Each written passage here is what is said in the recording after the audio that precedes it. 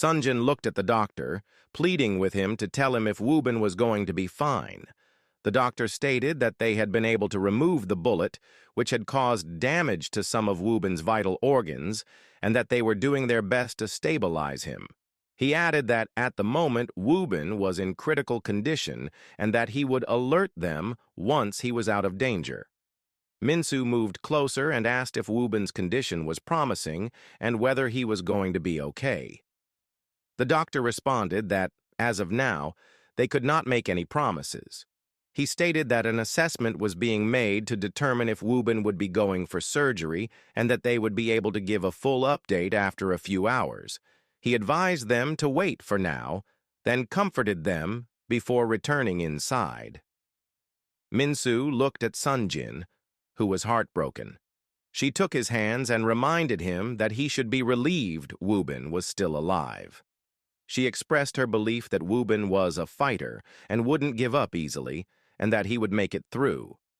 Sunjin pulled her into his arms and apologized for their big day turning into a disaster. He blamed himself for not taking the Kim issue seriously and acknowledged that Wubin had tried to warn him. In the end, it was Wubin who got hurt. Minsu reassured him that it was not his fault. She stated that the only person to blame was Kim and expressed her hope that Kim would be caught and justice would be served. Sunjin agreed and held Minsu tightly, grateful for the comfort he found in his wife's arms. Meanwhile, Kim sat in a bush, scared and unsure of what to do. A police helicopter hovering in the sky spotted her with its spotlight. Panicking, she stood up and ran, but the helicopter maintained its light on her. Immediately, the police arrived and began chasing her, pointing their guns in her direction. They instructed her to stop and surrender or they would shoot. Kim froze, unable to believe her life had come to that point, being chased and hunted down like a criminal. The police repeated their instructions, telling her to turn around, raise her hands, and surrender. Terrified and with tears streaming down her face, Kim slowly turned and raised her hands into the air. She looked around and realized she was surrounded. She searched the crowd, hoping to see her uncle, but he was not among the police. Two officers approached and informed her that she was under arrest for the attempted murder of Wubin.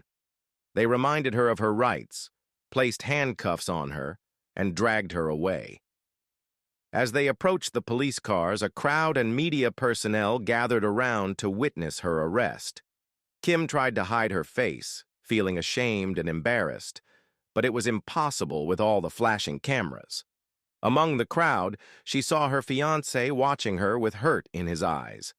Their eyes met briefly, and Kim felt a wave of guilt for betraying and hurting someone who had only shown her love and care.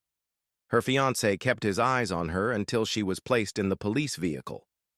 As the car drove away, Kim looked out the window, overwhelmed by the reality of her situation. She began to hope and pray that she would make it through somehow. She didn't want to go to jail. She couldn't bear for her life to be destroyed.